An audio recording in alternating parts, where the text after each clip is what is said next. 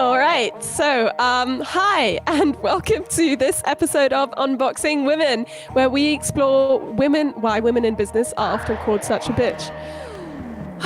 Geez. Let me just calm down for a second here, because this is my first YouTube live. My name is Maika Rose, and I'm an independent artist, singer-songwriter based in Germany. And with me, that side, is Dana Rexx, who's also an independent singer-songwriter and artist based in Belgium. Yes. So, this is a bi-weekly live stream on YouTube, and you can listen to it on all your favorite podcast places too now, can't you? So, Dana, tell us a bit about that, because we're very excited. Yes, I want to start off by welcoming our listeners back. And now we are also on all the podcast platforms as well. So I'm very excited to see the comments and questions coming in from that front. And this is the first episode of season 2. So yeah, very excited. We're in a new space. We're on Happy New Year. Yes, we are on YouTube Live instead of Facebook. You know, we have made some changes. And for those of you listening in the future, this is the first week of January 2021. And a lot of countries are still in COVID lockdown.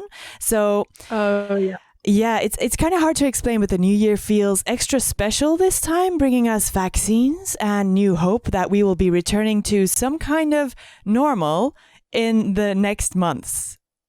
I'm not expecting in the next months, because in Germany we're on lockdown until the end of January at least, and we'll see what happens. I'm hoping to return to some kind of normal within this year. Yeah. That's my hope. I'm living on hope right now, and it is a bit sad, yeah. And I'm just thinking, if before the summer we can, get this over with, that would be nice. Or like just a little bit more freedom would be nice. Mm-hmm.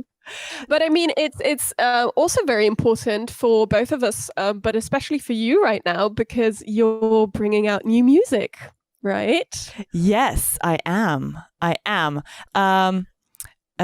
Let me just pop up my thing, because YouTube is telling me something. I don't know. I don't know what's going on. There's a lot to do at the same time when you're streaming live on YouTube. So anyway, yes. Personally, I'm super excited about this year because I have a lot of new music coming out, and I also have some anecdotes about collaborations that I did with men and women on my new material. Right. Yes. So who'd you work with then for these new releases? Well, starting with the first new single called Queen of Babylon, that was actually produced by Rexx, so I will be talking about him later on. And it will be released on the 27th of January. I revealed the artwork to my fans yesterday, and there's also going to be a music video. So I cannot wait to share it with the world. I'm so excited. My head might explode. I wanted to share a little snippet of the song, actually. Yes, let's do that. Are you ready? Okay. Coming up right now. Cold, golden cage around my heart, broken wings torn apart. Reality must have been fake. Your gravity found my heart a flame. I can feel you in my veins. You take away all the pain. Solar flare in your eyes now. Firestorm never dies down. And now together we shine like a star. Your spirit lighting up the dark. You're a supernatural phenomenon, a one in a million, the only one.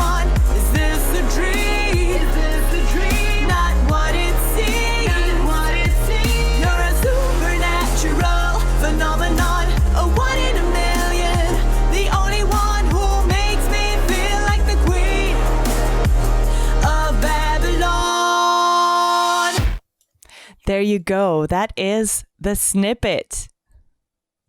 It's quite cool. Thank you very much. I've got to be honest here. I heard it earlier and I didn't hear it now because this is as in I couldn't hear it. Oh, really? Oh, no. Yeah, but it's fine. I didn't want to interrupt because you were like going, and I was just like, oh, it's playing. Okay. Well, no, but I heard it earlier, like just 10 minutes ago, and it's so cool. It's like I've been singing it since then because it's so catchy. Like in my head, it's just going, "In a supernatural phenomenon." That's like. Well, It's like with your other songs though, like with the phoenix and stuff. There's like it's not even the phoenix rising out of the ashes, but it's like no, that's a different one. Is it? No, that's it. That is it. yeah, Up in the Sky. Yeah, that's Phoenix. Yeah, it's up in the sky. Yeah. That's really cool. Yeah, it's catchy bits. Yes, absolutely. Absolutely. Yeah. Yeah, well, So you worked. Yeah, go ahead. Sorry, I wanted to say I try to write catchy songs. It's not, I don't start out by saying, oh, this has to be catchy. It just kind of comes out. Obviously, you write a lot of songs that aren't that catchy and that don't make the cut. So yeah. But it's good to know that you're still singing it. It's a positive point. Yeah.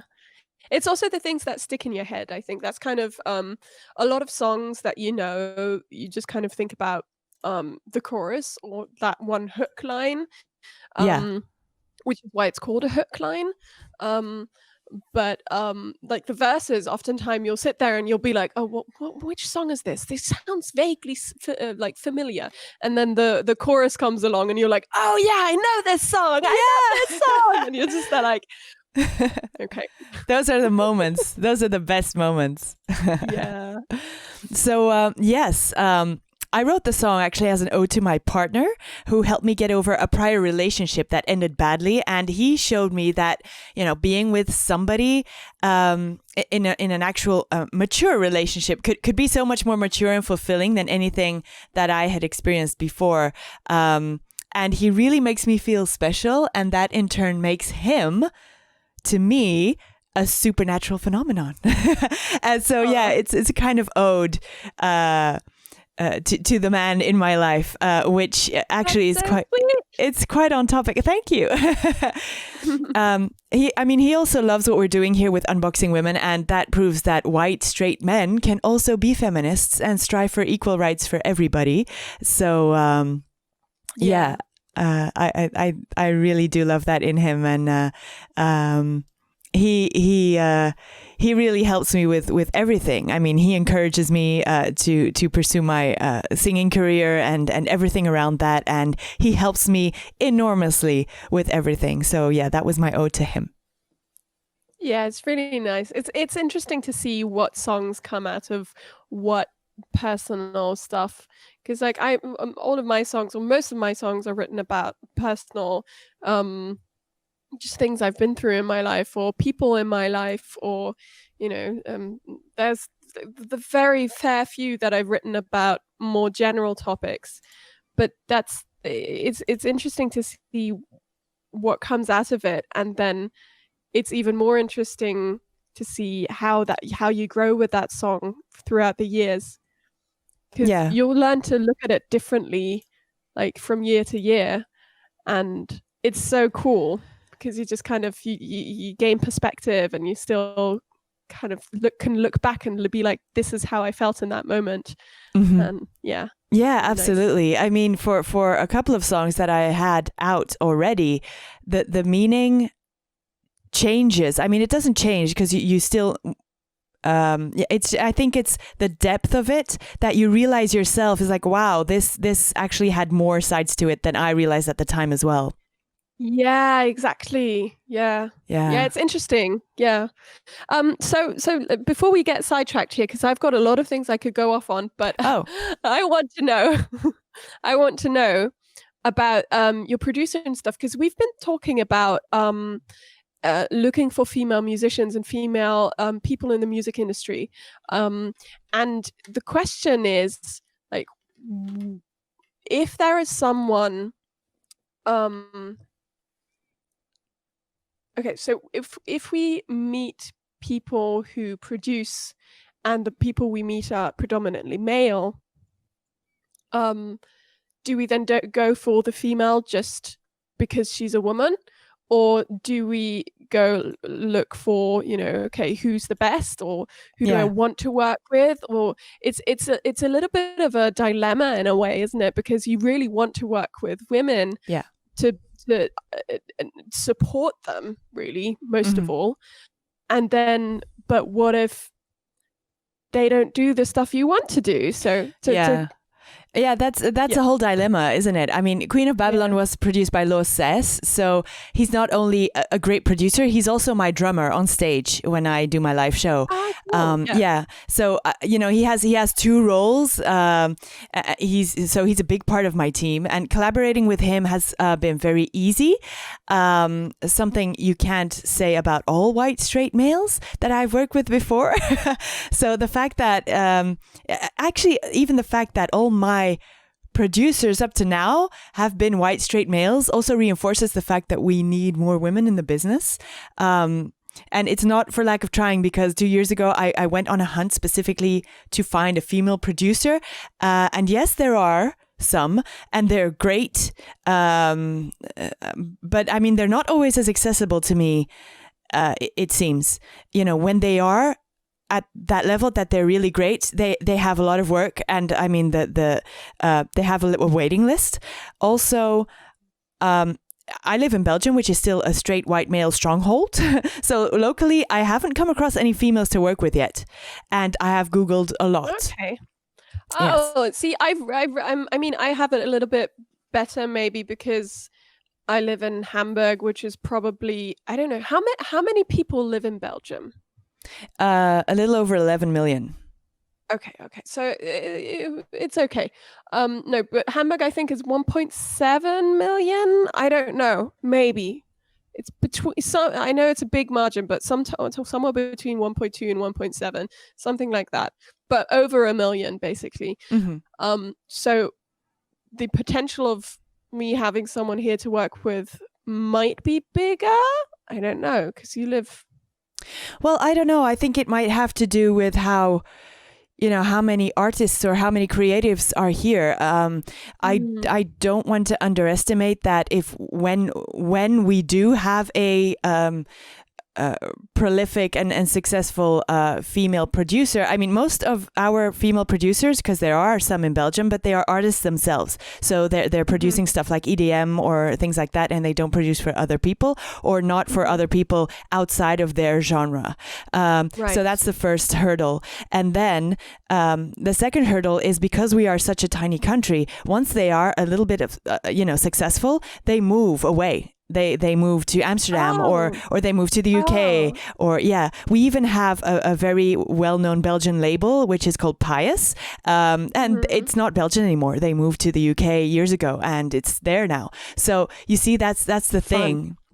Yeah, that's the thing with Belgium, is that it's so tiny that people don't really stay here once that they have a bit of success.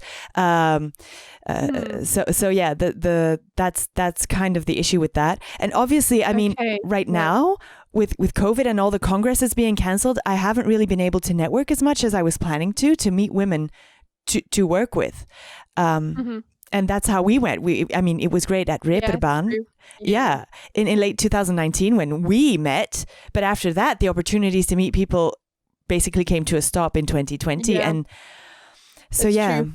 Yeah. And it's interesting because you say that. And I remember at the Reeperbahn Festival, I think the only male musician I met. Oh, okay.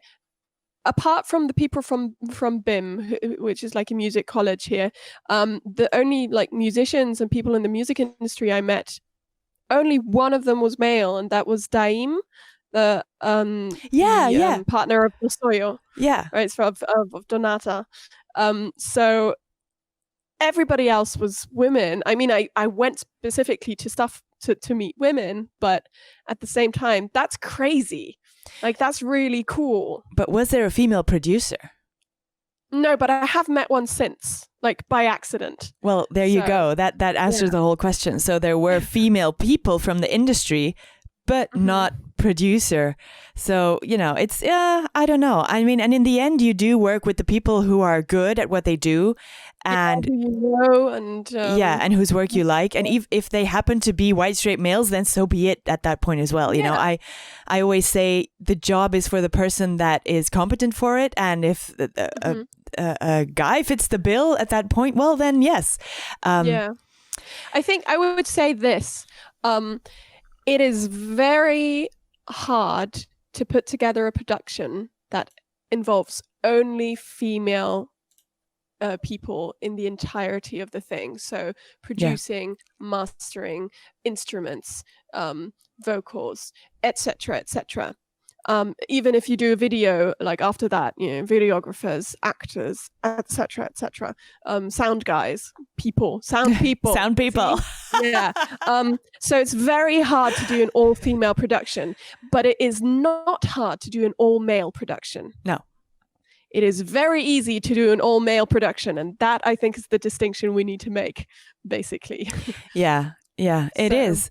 And I mean, before that, like 2 years ago, maybe, I actually, via a contact of mine in Sweden, I met a female producer, also from Sweden, and we Skyped and we really hit it off as fast friends. She understood my briefs. She made a couple of demos, but she hit some bad times after that and had to concentrate on other parts of her life. I don't know the details, but I was really sad that we couldn't continue because it was awesome to work with her. So that kind of petered out. And then going back to Lo, I didn't go back to Lo. We met at that point, actually. So that's why we jumped on the opportunity to work together. And he's totally awesome. And that's why I work with him. I mean, we communicate so easily and honestly to each other. We joke a lot and have the same kind of humor. So yeah, it's really fun to work with him. Yeah. It's. Go ahead. No, you go ahead. There's a little bit of a lag between us. Okay. I think it's interesting because how long have you been producing now? You started with your songs for Dana Rexx a couple of years ago? Phoenix. Yes, I started the Dana Rexx solo project in 2014. So it's been 6 years now. And but I've always been in music. But really producing my own songs and creating a team around me and all of that. Yeah, that's been 6 years. Yeah, because I don't know if you remember the first time you went to produce your music with someone and sat there and were like, what am I allowed to say? Yes, that's a very good point, Maika. So, I mean, with Lo, he's younger than the producers I've previously worked with, and you can feel that he's brought up, if I may say it that way, in a more open-minded way, maybe, by how he reacts or does not react to things I say when we're in the studio. Even when I propose something that turns out to be not the greatest idea, you don't get the feeling that afterwards he's like, oh God, this is silly girl, she has no idea, or that he values the next thing that you say less because of what went before. And that you just find yourself just sitting there and waiting for the result to be not quite what you had in mind, but you'll accept it because, you just want to get this over with. So, it's been a year. I mean, it's going to be a full year of new music for me. And so I was working on it last year already. And I've been working with a couple of people. So the second single is going to be coming out in March, then another one in April, ending with an EP with 2 extra tracks in June. And Lo has produced 3 of those 5 tracks. And we're also working on the next EP for the fall. So I really enjoy working with him. And for this year, at least, I mean, he's going to be my main go-to.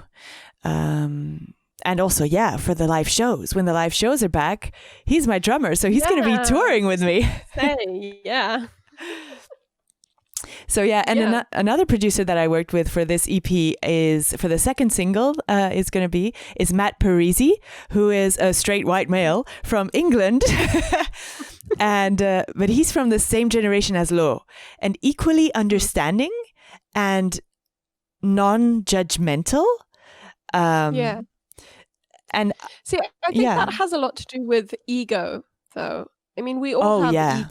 Like, we all do, whether you're a man or a woman. If you're proud of something you've done, you're going to have an ego surrounding it, even if you don't think you do. So, it's very good to be aware of that. And I think the more prominent you get, the more you stop being able to take not even just criticism, but even constructive criticism, but also suggestions that aren't from you.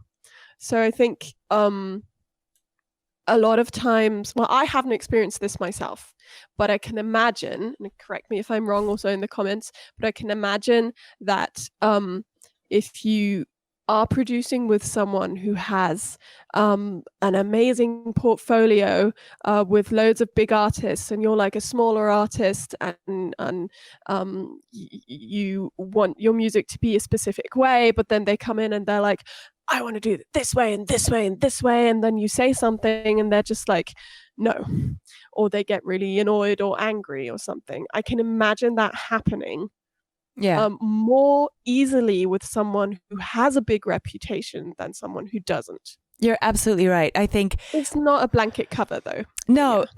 But I mean, with the people I was working with before, they were a bit older.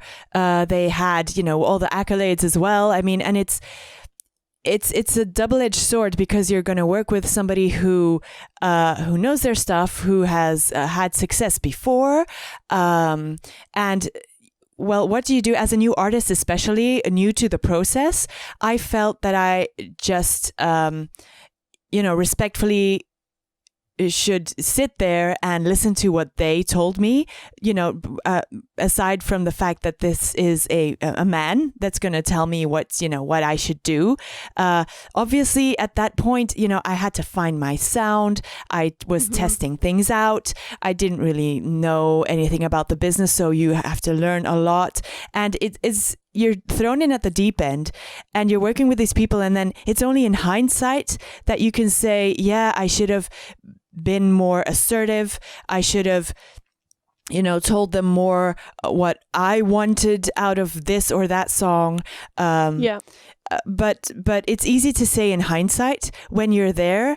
And it was also in New York, so I went to New York, and I had this whole experience, and it was it was a bit crazy and daunting as well. And you're there, and you're like, oh goodness, and you want to be respectful of these people as well, and listen to their expertise. So I think in hindsight, it's a bit fine line between sit there and shut up as a female, or letting their expertise seep in and following what they're saying. I don't know. I mean, I'm just hoping that with these two producers that I'm working with now, who are a little bit younger, and I think it's to do with the different upbringing than the generations that went before, and I think it'll only get better, because people are bringing their children up in a different way than they used to. Times are changing, everybody is changing, and so there is a change in how in the open-mindedness during an upbringing, shall I say it that way? So these guys don't just put you in a box like you can feel others might be doing. You know what I mean? So yeah, I can be very open and funny and even silly without fearing that they'll think I'm stupid afterwards.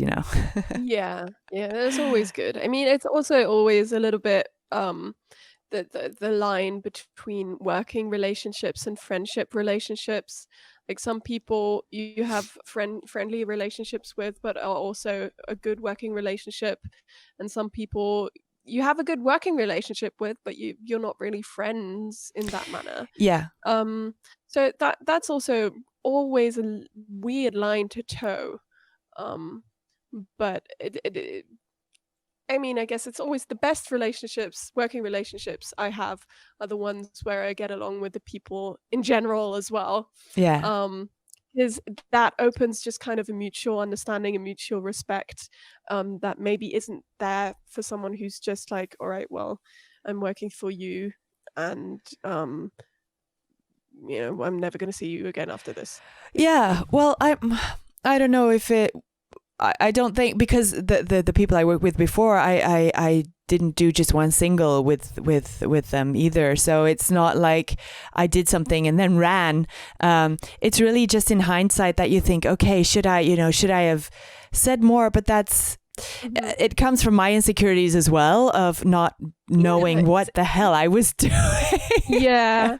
No, I remember when I was in the producing studio now last year, it was the first time I'd produced any of my songs, and the first song that we did, the first day, I wasn't quite sure what I was allowed to say or not, and how much, and it had nothing to do with him, because he was he's a very nice person. He's a really good producer. And we get along really well as well. But it's just kind of, even though we got along, it's still a new experience. It's still something you kind of have to get into. But then from like the second day onwards, I was like, all right, I know I can say this and I can say this and I can kind of blah, blah, blah, and here and there. But it is a lot about experience and a lot about kind of,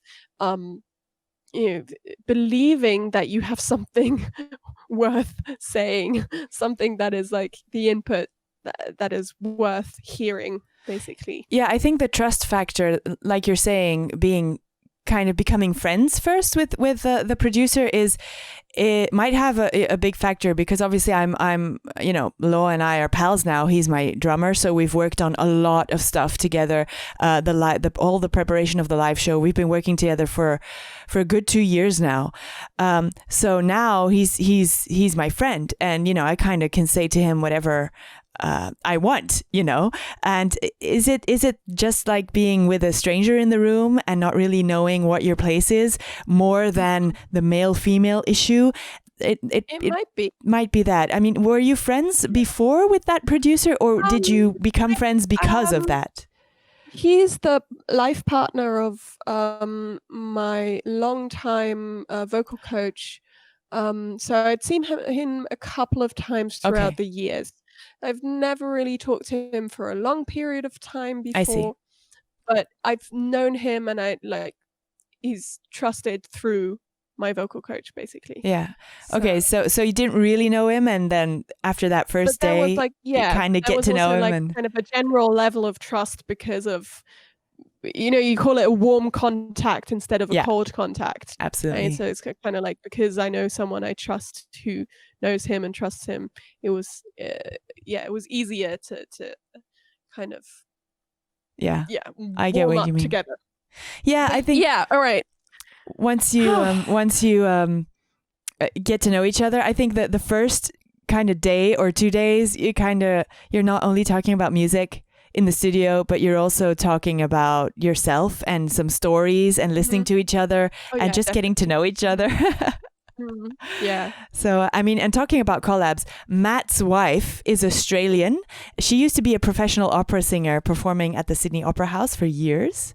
And she does a cameo on the second single with her soprano operatic vocals, which are amazing. So if I hadn't worked with Matt, that wouldn't have happened, you see.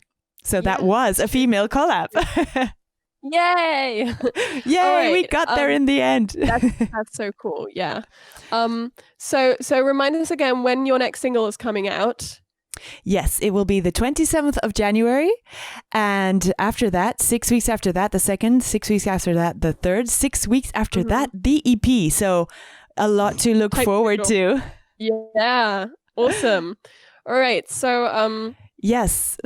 Looking forward to that single, and can't wait to see. I need to check out your artwork. I haven't looked at it yet. Ooh. So go head over to her Instagram, check out her artwork. Yes, please do. I'm going to release it on my socials today. Awesome. Yes.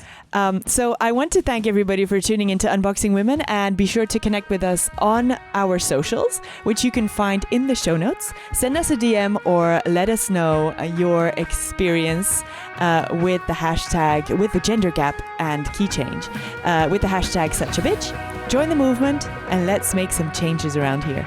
My name is Dana Rexx, and I've been chatting with Maika Rose. And this is a bi-weekly live stream on YouTube, and you can also listen to the show on your favorite podcast platform.